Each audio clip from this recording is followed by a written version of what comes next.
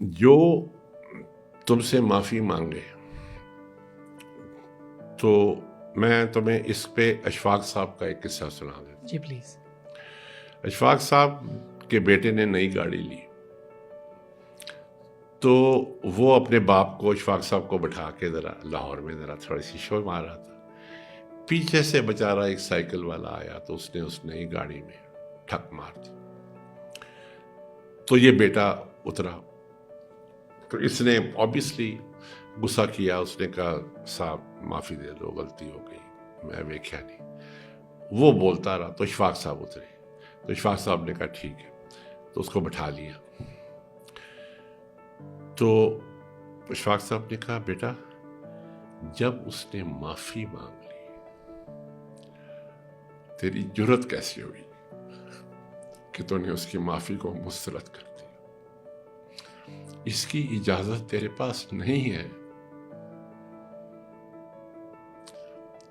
تو آگے سے اس نے کہا کہ آپ تو ہر بات کا ہر بات کا آپ ادھر لے جاتے ہو، اس طرح تو نہیں ہے دنیا. تو آپ نے کوئی ایسی چیز کہتی ہے. تو اشفاق صاحب نے کہا کہ میں ایک دفعہ گاؤں گیا تو وہ گاؤں میں ایک ہماری بڈھی اماں بیٹھتی تھی، اس کو پتہ نہیں ماسی کیا کہتے تھے. وہ کبھی بھی کسی کے خلاف بات نہیں کرتی تھی. تو میرے دوستوں نے کہا اشفاق صاحب اگر آپ کے پاس اتنا سکل ہے تو اس کے منہ سے کوئی نیگیٹو چیز کلوا کے دے دیں. تو اشفاق صاحب نے کہا ایسی کون سی بات ہے، مجھے لے چلو. تو وہ گلی میں گاؤں میں وہ گلیوں میں جا کے وہاں آگے یہ بوڑھی مائی بیٹھی ہوئی تھی. تو اس نے کہا شہر تو آئیں ساڑھے اشفاق صاحب. اشفاق صاحب نے کہا کہ ماسی یہ دس کہ ایک شیطان دا کی کام ہے. اب شیطان کے بارے میں تو آپ کوئی پازیٹیو بات نہیں کر سکتے نا. تو اس نے کہا یہ تو نیگیٹیوٹی آنی ہے.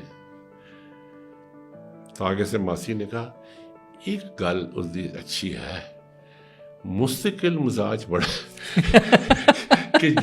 کہ جو وہ ہزاروں سال پہلے تھا آج بھی وہی ہے.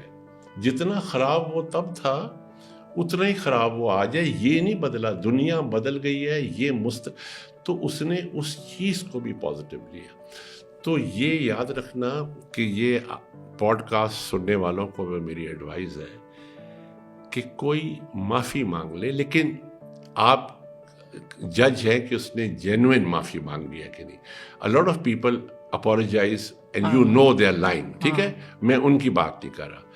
جو بندہ جینوئنلی ریگریٹ کے ساتھ معافی مانگے، خدا کے لیے اس کی معافی کو ٹھکرانا نہیں، اس کی اجازت نہیں ہے. We can't do that. You have to forgive him. Because وہ کہتے تھے نا، اشفاق صاحب کہتے جی منگڑ آ گیا. تو اشفاق صاحب کہے کہ بیٹا جو تیرے سے حق میں مانگے اس کو بھی دینا، جو نا حق مانگے اس کو بھی دینا. تو انہوں نے کہا حق والے کو تو میں سمجھ میں آتی ہے، نا حق کو کیوں دوں؟ تو اشفاق صاحب نے کہا اس لیے کہ جو نا حق تجھے مل رہا ہے وہ ملتا رہے. تجھے بھی تو نا حق مل رہا ہے نا. ہم سب کو کوئی نہ کوئی چیز مل رہی ہے جو ہم ڈیزرو نہیں کرتے. تو کم از کم وہ تو ہمارا وسیلہ لگا رہے گا. کئی چیزیں ہیں نا. تو ہی سیڈ کہ اگر تم نا حق دو گے تو تمہارا نا حق تمہیں ملتا رہے گا. تو فورگیونیس میں تو کوئی یہ آپشن ہی نہیں ہے.